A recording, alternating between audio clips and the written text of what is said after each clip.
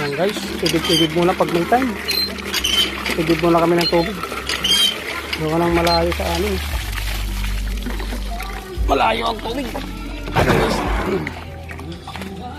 Bago. Ito.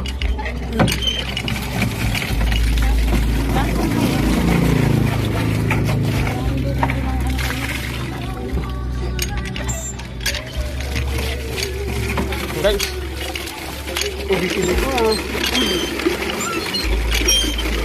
Walang tubig sa bahay guys. Hindi mo na pang inumin sa ano, kakapanghugas sa plato. Ito guys ay bukal to guys, bukal. Iniinom ang tubig dito.